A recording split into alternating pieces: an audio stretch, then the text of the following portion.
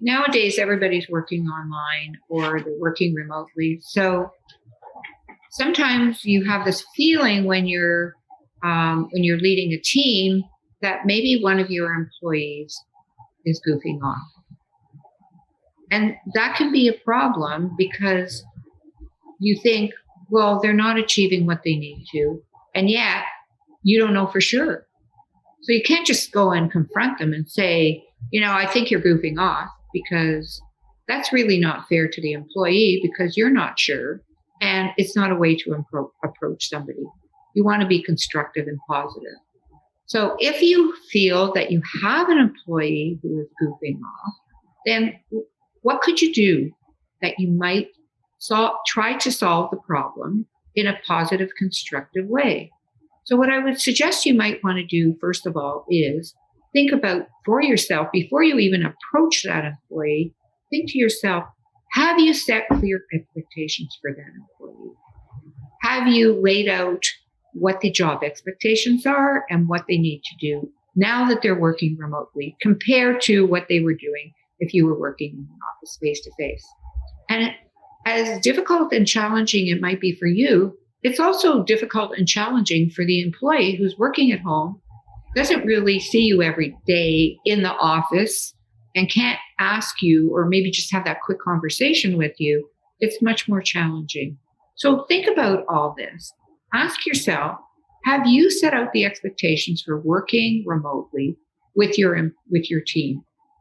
Because some people really have difficulty when they're forced to work on their own and they don't know what to do. So you need to help them. You need to have constructive guidelines for them. So that's one thing that you really need to think about. How do you set constructive guidelines? Then at least employees know beforehand what the expectation is.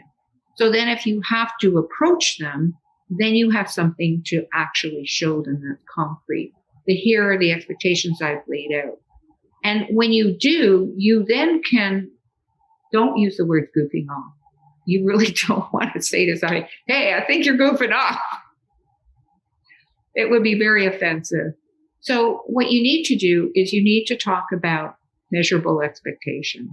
Have you clarified, what your expectations are? Share some examples of what those expectations might be, what things might look like.